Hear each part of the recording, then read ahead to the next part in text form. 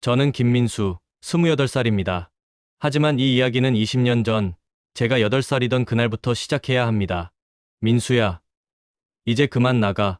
우리 집에서 더 이상 눈치 보며 살지 마. 작은 엄마의 날카로운 목소리가 아직도 귀에 쟁쟁합니다. 그날 오후, 비가 추적추적 내리던 날이었어요. 부모님이 교통사고로 돌아가신 지 한 달. 작은 엄마 집에서 지낸 한 달이 저에게는 지옥 같았습니다. 작은 엄마, 제가 뭘 잘못했어요? 8살에 제가 눈물범벅이 되어 물었지만 작은 엄마는 냉정했어요. 잘못한 게 뭐야? 내가 여기 있는 것 자체가 잘못이야. 우리도 먹고 살기 바쁜데 남의 자식까지 키울 여유 없어. 남의 자식. 그 말이 가슴에 비수처럼 박혔습니다. 저는 작은 엄마의 친조카였는데 남의 자식이라니. 그럼 저는 어디로 가요? 그런 건 내가 알아서 해. 여기는 자선단체가 아니야.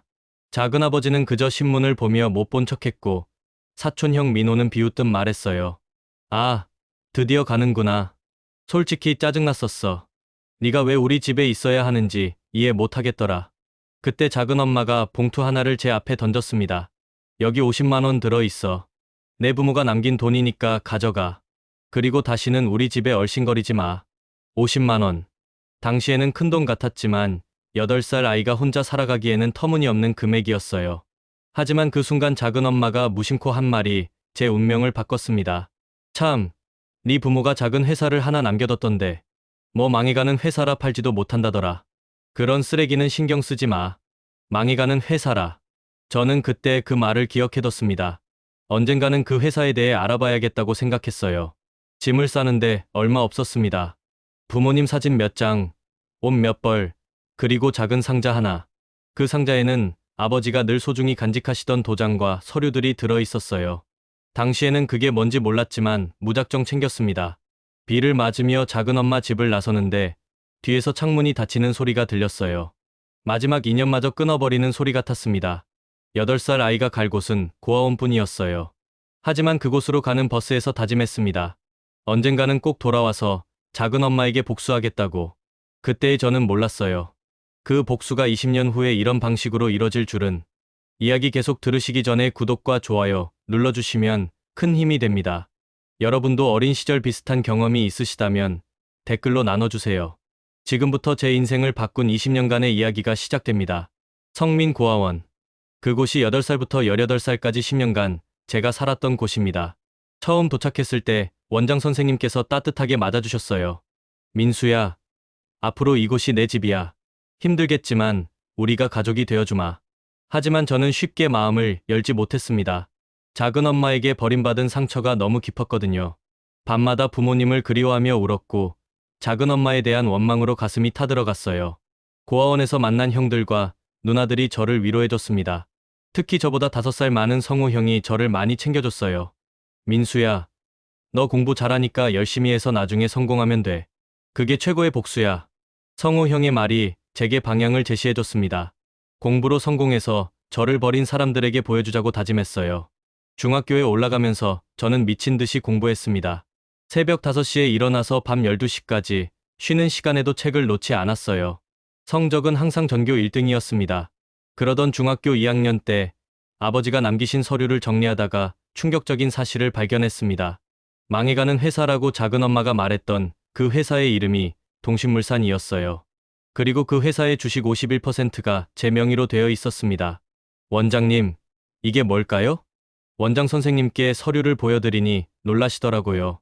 민수야, 이거 너 회사 사장이구나. 비록 작은 회사지만. 하지만 실제로는 회사가 부채만 잔뜩 있는 상태였습니다.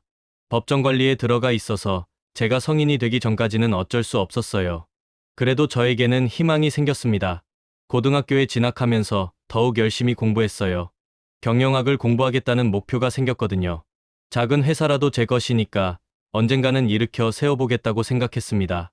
고등학교 3학년 때 우연히 작은 엄마 가족의 소식을 들었어요.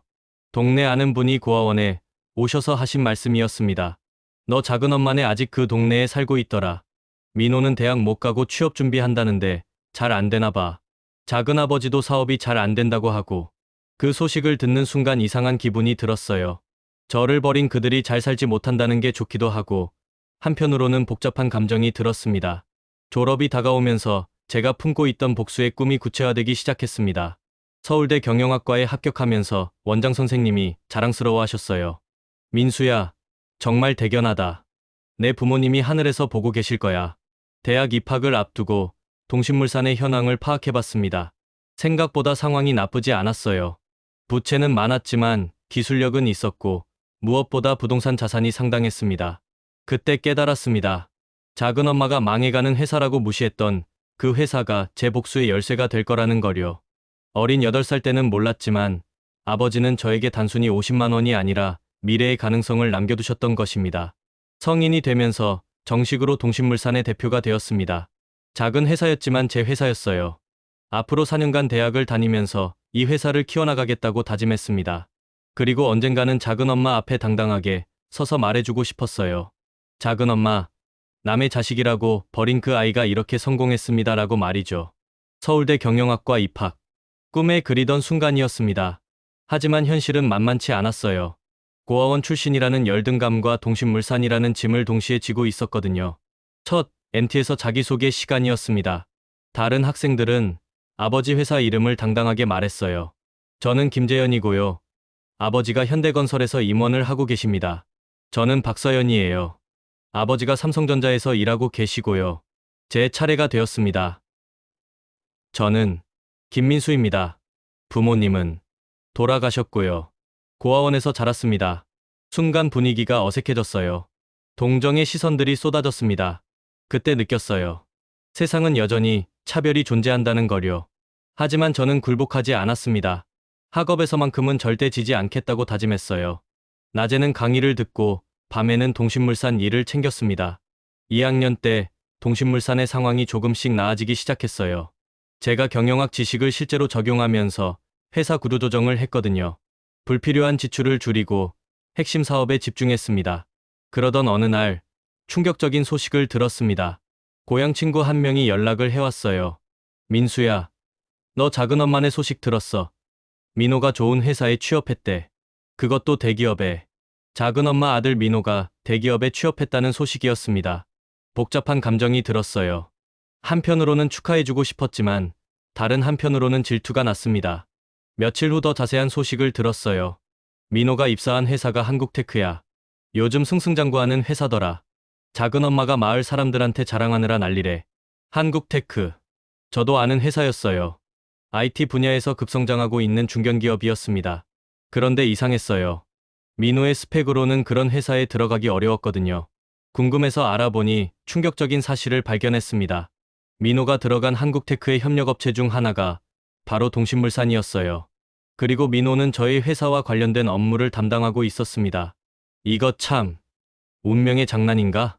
하지만 그때는 아직 민호가 제가 동신물산의 사장이라는 걸 모르고 있었어요.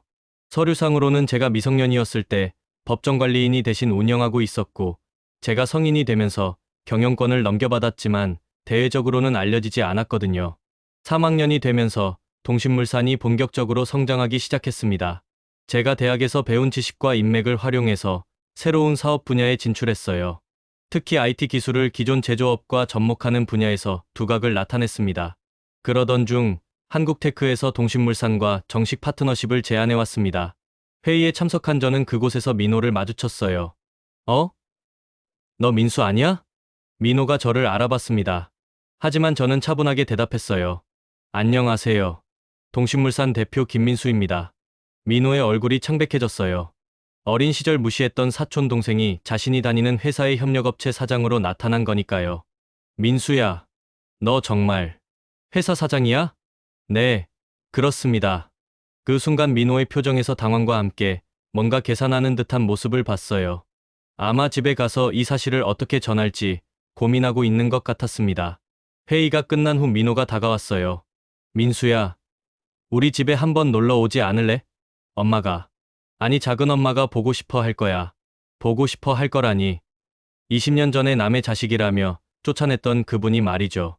저는 냉정하게 대답했어요. 시간 되면 연락드리겠습니다.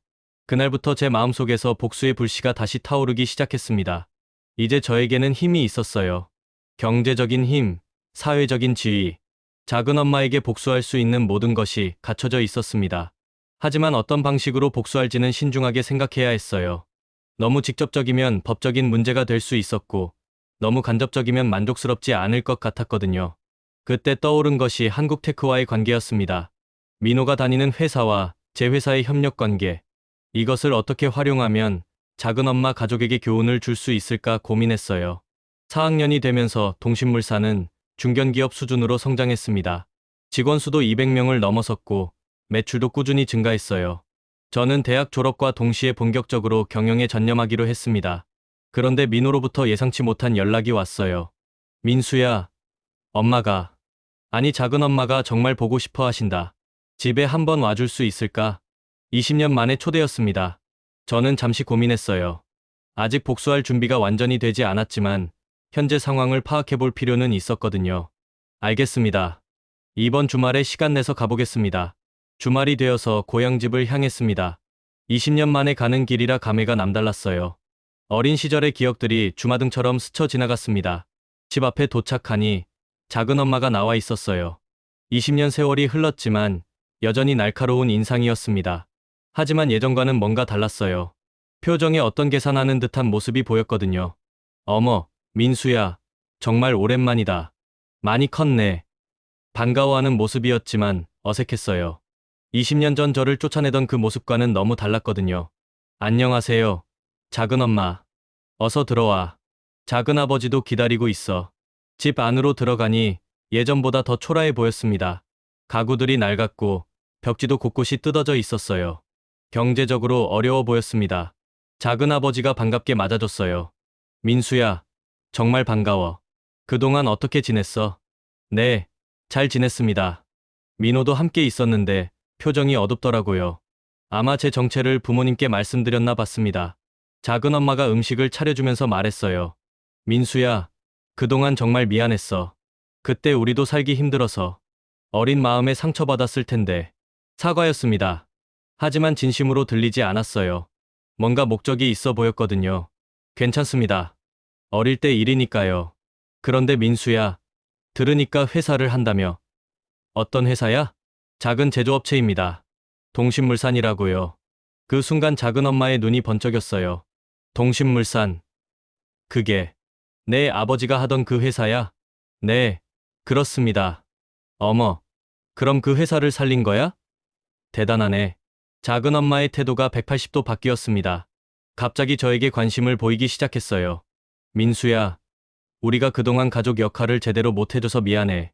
이제부터라도 진짜 가족처럼 지내자. 가족이라고요? 20년 전에 남의 자식이라고 하시더니 이제는 가족이라고 하시네요. 식사를 하면서 작은엄마의 진짜 속셈이 드러났습니다. 민수야, 민호가 한국테크에 다니는데 너와 일 관련해서 만날 일이 많다며. 너희 둘이 사촌이니까 더 끈끈하게 지내면 좋겠어. 아하, 이거였구나. 민호의 직장에서의 위치를 공고히 하기 위해 저를 이용하려는 거였어요. 그런데 민수야, 혹시 우리 민호 좀 도와줄 수 있을까? 요즘 회사에서 성과 압박이 심하다고 하는데 결국 본색이 드러났습니다. 저에게 진짜 관심이 있는 게 아니라 이용 가치 때문에 친절하게 대하는 거였어요. 작은엄마, 저도 제 일 하기 바쁩니다. 민호 씨는 본인이 열심히 하시겠죠. 작은엄마의 표정이 순간 굳어졌어요. 그래도 가족 아이야? 서로 도우며 사는 게 가족이라는 말이 나올 때마다 가슴이 쓰렸습니다. 정말 가족이었다면 8살 아이를 거리로 내쫓지 않았겠죠. 저는 이제 가보겠습니다. 벌써 저녁도 먹고 가지. 다음에 시간 되면요. 집을 나서면서 작은엄마가 마지막으로 한 말이 저에게 결정적인 동기를 줬어요. 민수야, 우리가 너를 키워준 은혜를 생각해서라도. 키워준 은혜라고요? 한 달 동안 눈치 보며 살다가 쫓겨난 게 키워준 거라고요? 그 순간 제 안에서 뭔가 폭발했습니다. 차 안에서 저는 다짐했어요. 이제 정말로 복수를 시작할 때가 왔다고. 작은엄마 가족이 제게서 원하는 것은 오직 이용 가치뿐이었습니다. 그렇다면 저도 그들을 제대로 이용해보겠다고 마음먹었어요. 집으로 돌아가는 길에 휴대폰이 울렸습니다. 민호로부터 온 문자였어요. 민수야, 오늘 와줘서 고마워. 앞으로 잘 부탁해. 잘 부탁한다고요? 좋습니다. 제가 얼마나 무서운 사람인지 보여드리겠습니다. 졸업 후 1년이 지나면서 동신물산은 업계에서 주목받는 기업이 되었습니다. 한국테크와의 협력 관계도 더욱 공고해졌고, 민호는 저와의 관계를 회사에서 적극 활용하고 있었어요. 그런데 한국테크에서 문제가 발생했습니다. 대규모 프로젝트에서 기술적 결함이 발견된 거예요. 책임자는 바로 민호가 담당하는 부서였습니다. 민호가 다급하게 연락해왔어요. 민수야, 큰일이야. 회사에서 책임 추궁하는데 너 좀 도와줄 수 있을까? 무슨 도움이 필요한가요? 동신물산에서 기술 지원을 해주면, 아니면 증명서라도. 결국 저에게 거짓 증명을 요청하는 거였어요. 기술적 결함을 동신물산 쪽 문제로 돌리자는 것이었습니다. 그건 불가능합니다. 저희 회사 명성에 관련된 일이니까요. 민수야, 제발. 이거 잘못되면 나 해고야. 해고라고요? 저는 그 말을 듣고 기가 막혔어요. 자신의 실수를 제 회사에 떠넘기려고 하다니. 죄송합니다. 도와드릴 수 없습니다. 며칠 후 민호가 정말로 한국테크에서 해고되었습니다. 작은 엄마로부터 화가 난 전화가 걸려왔어요. 민수야, 너 민호 도와주지 않았다며. 가족이 어려울 때 도와주는 게 당연한 거 아니야? 가족이라는 말, 또 나왔네요. 작은 엄마, 저는 잘못된 일에 동조할 수 없습니다. 잘못된 일이 뭐야? 그냥 서류 하나 써주는 건데, 그 서류 하나 때문에 제 회사가 피해를 볼 수 있어요. 너 정말 매정하다. 그러고도 조카냐? 조카라고요? 20년 전에는 남의 자식이라고 하시더니 이제는 조카라고 하시네요. 작은 엄마, 전화 끊겠습니다. 야, 김민수, 너 이런 식으로 나오면 후회할 줄 알아. 협박까지 하시네요. 이제 정말 본색이 드러났습니다. 그 후 일주일 동안 작은 엄마 가족으로부터 끝없는 전화와 문자가 왔어요. 도와달라는 애원부터 협박까지 다양했습니다. 하지만 저는 흔들리지 않았어요. 오히려 이것을 기회로 삼기로 했습니다.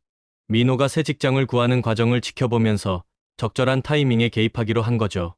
민호는 몇 달 동안 취업에 실패했습니다.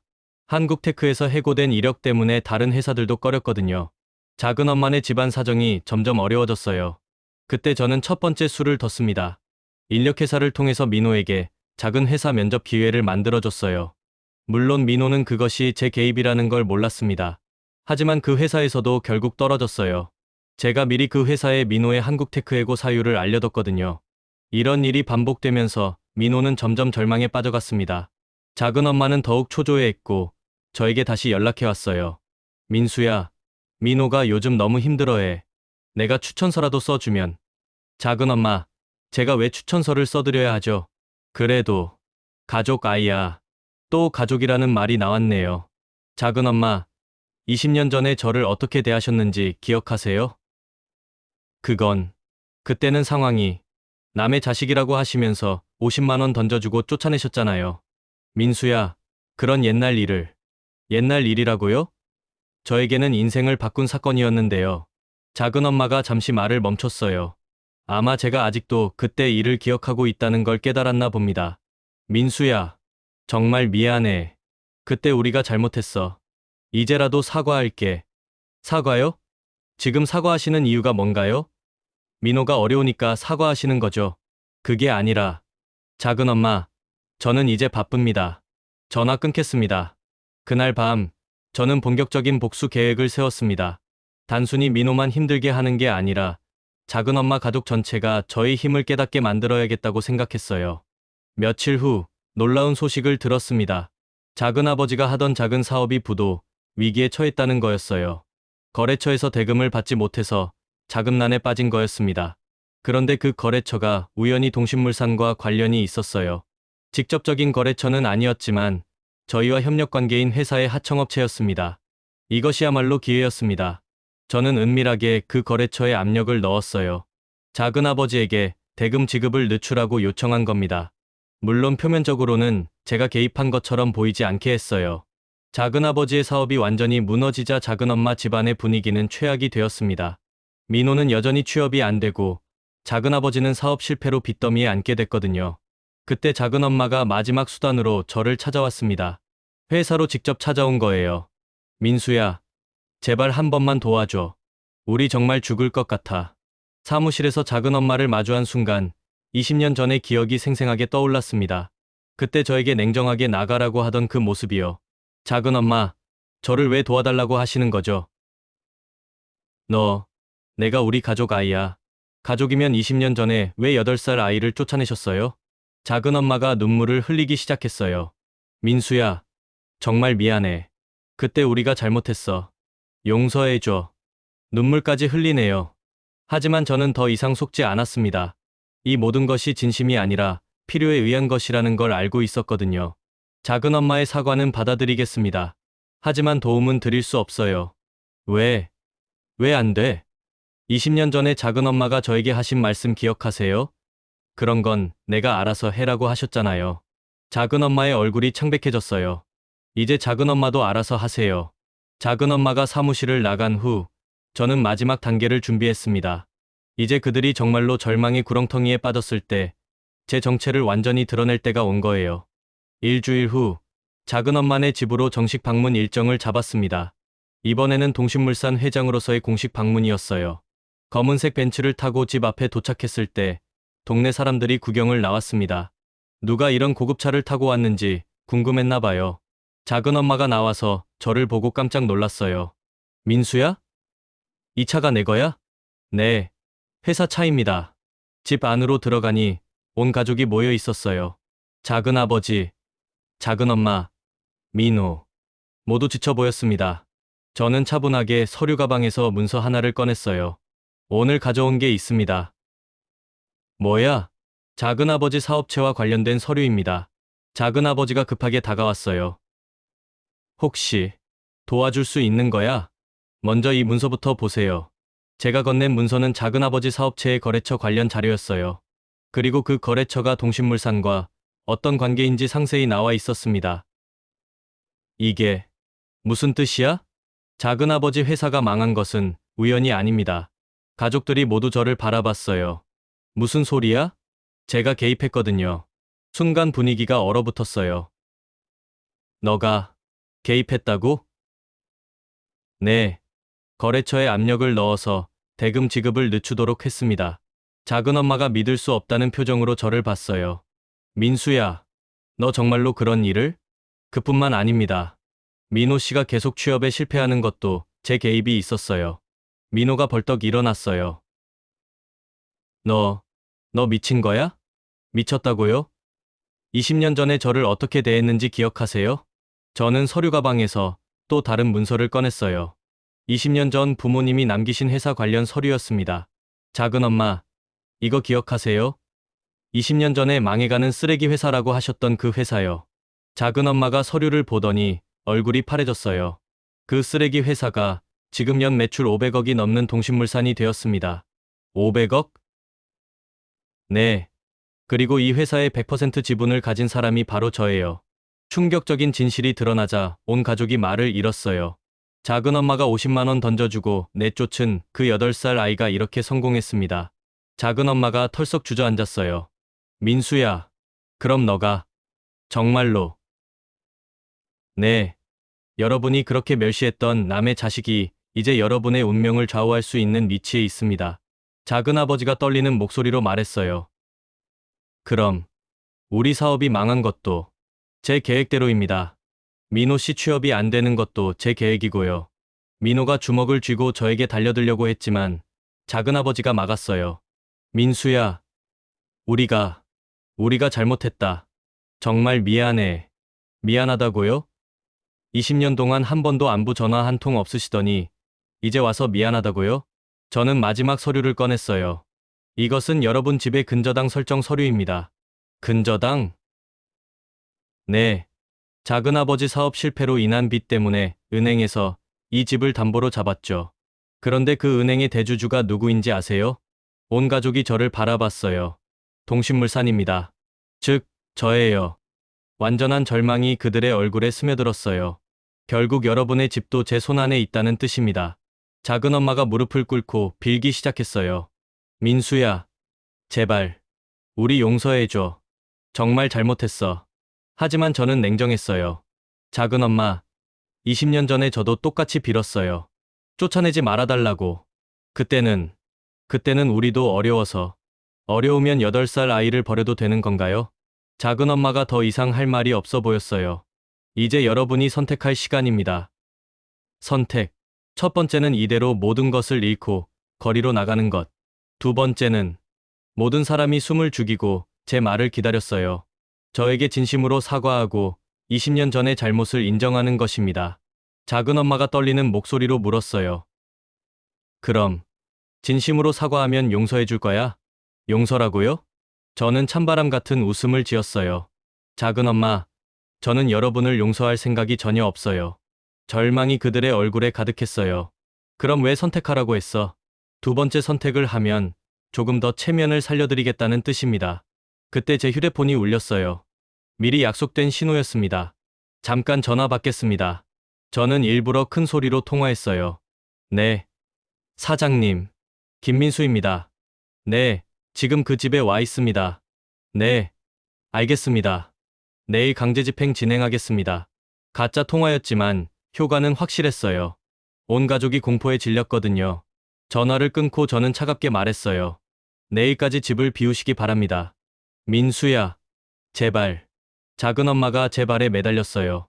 20년 전에는 저를 내쫓았던 그 사람이 이제 제 발에 매달리고 있었습니다. 20년 전에 저도 똑같이 매달렸어요. 가지 말라고. 그때는 변명하지 마세요. 이미 늦었어요. 그때 민호가 큰 소리로 외쳤어요. 너 이런 식으로 복수해서 기분 좋아? 어른들한테 이럴 수 있어. 어른이라고요? 저는 민호를 똑바로 봤어요. 20년 전에 8살 아이를 어른처럼 대우해 주셨나요? 그건, 민호 씨, 당신도 그때 저를 비웃으며 쫓아내자고 했잖아요. 기억 안 나세요? 민호의 얼굴이 창백해졌어요. 왜 우리 집에 있어야 하는지 모르겠다고 했던 그 말, 아직도 생생해요. 그 순간 민호가 주저앉았어요. 자신이 어린 사촌동생에게 했던 잔혹한 말들이 기억났나 봅니다. 이제 제가 똑같이 물어볼게요. 왜 여러분이 제 도움을 받아야 하는지 모르겠네요. 완벽한 역전이었어요. 20년 전에 그 상황이 정확히 뒤바뀐 거죠. 작은아버지가 간절하게 말했어요. 민수야, 우리가 정말 잘못했어. 평생 후회하며 살았다고. 제발 한 번만 기회를. 평생 후회했다고요? 그럼 왜 한 번도 안부를 묻지 않았어요? 20년 동안 단 한 통의 전화도 없었잖아요. 그건, 솔직히 말하세요. 제가 성공했다는 걸 알기 전까지는 제 존재조차 까먹고 사셨잖아요. 더 이상 변명할 말이 없어 보였어요. 모든 것이 사실이었거든요. 저는 마지막 카드를 꺼냈어요. 사실 제가 준비한 게 하나 더 있어요. 서류 가방에서 동영상 파일이 담긴 USB를 꺼냈어요. 이게 뭐야? 20년 전 그날의 기록입니다. 모든 사람이 당황했어요. 무슨 기록? 작은 엄마가 8살 아이를 내쫓던 그 장면을 누군가 촬영했거든요. 사실은 거짓말이었어요. 그런 동영상은 없었습니다. 하지만 그들은 믿었어요. 그 동영상을 언론에 공개하면 어떨까요? 성공한 CEO를 어릴 때 내쫓은 가족의 최후라는 제목으로요. 작은 엄마가 경기를 일으킬 것처럼 떨었어요. 안 돼. 그건 안 돼. 왜 안 되죠? 사실인데. 사람들이 알면. 우리가 어떻게 살아? 20년 전에 8살 아이는 어떻게 살라고 하셨죠? 완벽한 복수였어요. 그들이 저에게 했던 모든 것을 그대로 되돌려주는 것이었습니다. 그때 작은 엄마가 정말로 무릎을 꿇고 절을 했어요. 민수야, 제발. 우리가 잘못했어. 정말로 잘못했어. 20년 전 그날부터 지금까지 모든 게 우리 잘못이야. 이제 인정하시는군요. 응, 인정해. 우리가 너를 남의 자식 취급한 것도, 쫓아낸 것도, 모든 게 잘못이었어. 드디어 진심 어린 사과였어요. 하지만 너무 늦었습니다. 하지만 작은 엄마, 저는 이미 여러분 없이도 잘 살 수 있다는 걸 증명했어요. 민수야, 20년 전에 작은 엄마가 제게 가르쳐 주셨잖아요. 그런 건 내가 알아서 해라고.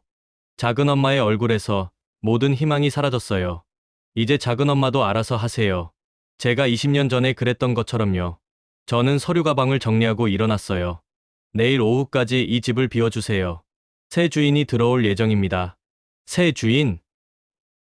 네. 제가 이 집을 샀거든요. 마지막 충격이었어요. 그들이 살던 집까지 제가 소유하게 된 거였습니다. 그럼 우리는 20년 전에 저처럼 갈 곳을 찾으세요. 문을 나서면서 마지막으로 돌아봤어요. 참, 작은 엄마. 20년 전에 주신 50만 원, 이자 포함해서 계산해보니까 지금 시세로 약 200만 원이네요. 나중에 계산서 보내드릴게요. 완벽한 복수였어요. 경제적으로도, 정신적으로도, 그들을 완전히 무너뜨린 것이었습니다. 그로부터 6개월이 흘렸습니다. 작은엄마 가족은 정말로 그 집에서 나갔고 저는 그 집을 허물고 새로운 건물을 지었어요.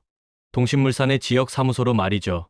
민호는 결국 다른 지역으로 이사가서 작은 회사에 취직했습니다.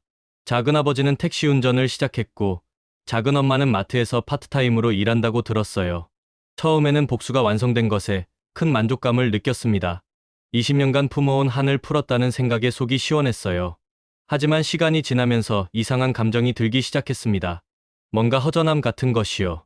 복수는 완성했지만 마음이 편해지지 않았어요. 어느 날 고아원 시절 저를 돌봐주셨던 원장 선생님을 뵈러 갔습니다. 이제 70이 넘으셨지만 여전히 정정하셨어요. 민수야, 성공했다는 소식 들었다. 정말 자랑스럽다. 감사합니다. 원장님. 그런데 왜 얼굴이 어두워 보이지? 원장님은 역시 저를 잘 아시는 분이었어요. 저는 그동안 있었던 일들을 솔직하게 말씀드렸습니다. 그래서 작은엄마, 가족에게 복수를 완성했어요.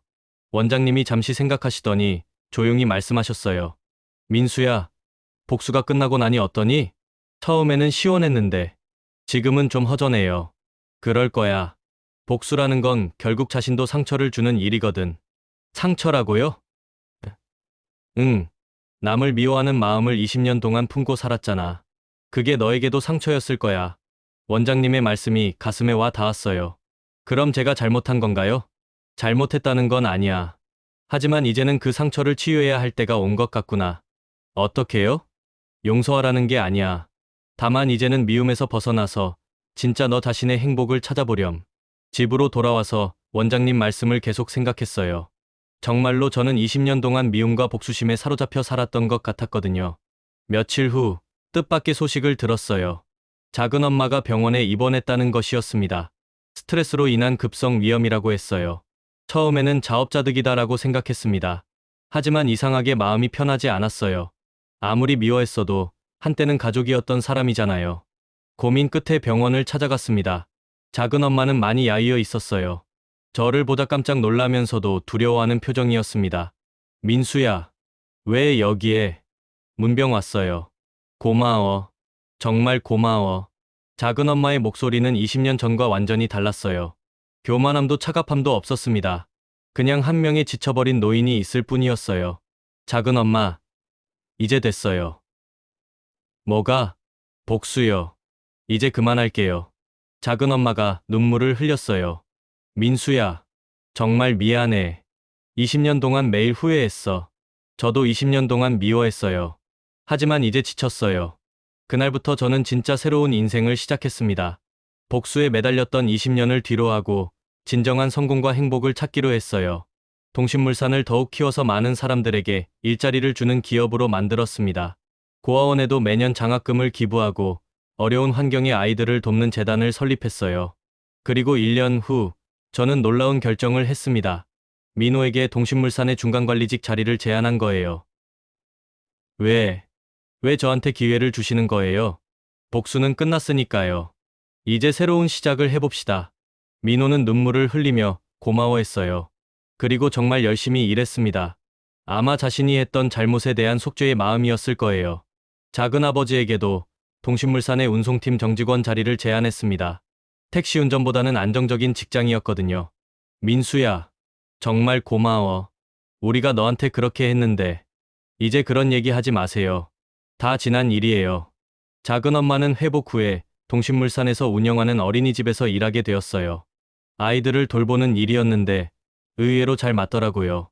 민수야, 여기서 아이들 보면서 많은 걸 깨달았어. 내가 너한테 얼마나 잔인했는지. 작은엄마, 이제 그 아이들한테는 따뜻하게 해주세요. 응, 그럴게. 너 같은 아이는 절대 만들지 않을 거야. 이제는 정말로 가족 같은 분위기가 되었어요. 명절 때마다 함께 모여서 식사를 하고 서로의 안부를 챙기게 되었습니다. 어느 날 민호가 저에게 말했어요. 형, 20년 전에 정말 미안했어요. 그때 제가 너무 어려서. 민호야, 우리 모두 어렸어. 이제 괜찮아. 그래도 그때 일이 평생 마음에 걸렸어요. 형이 고아원 간다고 했을 때 말리지 못한 것도 정말 괜찮다고. 오히려 그 경험이 저를 강하게 만들었어요. 사실 복수를 포기한다는 건 쉽지 않았어요. 20년간 품어온 감정을 하루아침에 내려놓을 수는 없었거든요. 하지만 미움보다는 용서가, 복수보다는 화해가 더 큰 힘을 가지고 있다는 걸 깨달았습니다. 지금은 동신물산이 국내 굴지의 기업으로 성장했어요. 직원 수도 5천 명이 넘고 해외에도 진출했습니다. 무엇보다 사람을 소중히 하는 기업이라는 평가를 받고 있어요. 회사 로비에는 제가 직접 쓴 문구가 걸려 있습니다. 모든 사람은 두 번째 기회를 받을 자격이 있다. 이것이 제가 20년간의 경험을 통해 얻은 가장 큰 깨달음이에요. 얼마 전에는 성민고아원에 새 건물을 지어드렸어요. 그리고 그곳에서 자라는 아이들에게 장학금과 취업 기회를 제공하고 있습니다. 제가 받지 못했던 따뜻함을 그 아이들만큼은 받을 수 있도록 말이에요. 원장 선생님이 말씀하셨어요. 민수야, 내가 진짜 성공한 것 같구나. 돈이나 지위 때문이 아니라 마음이 따뜻해졌거든. 그 말을 들으니 정말 뿌듯했어요. 복수로는 얻을 수 없었던 진짜 행복을 찾은 것 같았거든요. 지금도 가끔 20년 전 그날을 떠올립니다. 8살에 제가 비를 맞으며 작은 엄마 집을 나섰던 그날이요. 그때는 절망적이었지만 지금 생각해보면 그날이 제 인생의 전환점이었어요. 작은 엄마네 가족도 이제는 진짜 가족이 되었습니다. 서로 챙기고 함께 웃고 때로는 다투기도 하지만 진심으로 서로를 아끼는 관계가 되었어요. 민호는 지금 동신물산의 부장으로 승진했고 얼마 전에 결혼도 했어요. 저도 주례를 서줬습니다. 형, 정말 고마워요. 형이 없었다면 지금의 저도 없었을 거예요. 민호야, 우리 가족 아니야. 가족이 서로 돕는 건 당연한 거지. 가족이라는 말이 이제는 따뜻하게 들려요. 20년 전에는 그렇게 듣기 싫었던 말인데 말이죠. 제가 이 이야기를 들려드리는 이유는 복수를 권하기 위해서가 아니에요. 오히려 그 반대죠. 복수보다 용서가, 미움보다 사랑이 더 큰 힘을 가지고 있다는 걸 말씀드리고 싶어서예요. 물론 상처받은 마음을 치유하는 것은 쉽지 않습니다. 저도 20년이라는 긴 시간이 필요했어요. 하지만 결국 진정한 성공과 행복은 다른 사람을 용서하고 사랑할 때 찾을 수 있다는 걸 깨달았습니다. 지금 이 순간에도 어딘가에서 저와 같은 상처를 받은 아이들이 있을 거예요. 그 아이들에게 말해주고 싶어요. 지금은 힘들고 절망적이겠지만 포기하지 마세요. 여러분 안에는 어떤 시련도 이겨낼 수 있는 힘이 있으니까요. 그리고 혹시 다른 사람에게 상처를 준 분들이 계시다면 늦지 않았으니 진심으로 사과하세요. 진정한 사과와 반성은 모든 것을 치유할 수 있어요. 작은 엄마가 최근에 제게 하신 말씀이 있어요. 민수야, 내가 우리를 용서해줘서 고마워. 그리고 정말 자랑스러워. 20년 전에 듣고 싶었던 그 말을 이제야 들었어요. 늦었지만 그래도 들을 수 있어서 다행이라고 생각해요. 동신물산은 계속 성장하고 있고 저희 가족도 행복합니다. 무엇보다 제 마음이 평온해요. 복수심과 미움으로 가득했던 마음이 이제는 감사와 사랑으로 채워졌거든요. 이것이 제가 여러분께 전하고 싶은 메시지예요. 어떤 상처를 받더라도, 어떤 시련을 겪더라도 결국 사랑이 이긴다는 것. 그리고 용서는 상대방을 위한 것이 아니라 바로 자신을 위한 것이라는 거요. 여러분도 댓글로 소감을 나눠주세요. 비슷한 경험이 있으시거나 용서에 대한 생각이 있으시다면 함께 이야기해봐요. 그리고 이런 감동적인 이야기가 더 궁금하시다면 구독과 좋아요 버튼을 꼭 눌러주세요. 여러분의 응원이 저에게 큰 힘이 됩니다. 다음에도 더욱 의미 있는 이야기로 찾아뵙겠습니다. 오늘 하루도 사랑하는 사람들과 함께 행복한 시간 보내세요. 감사합니다.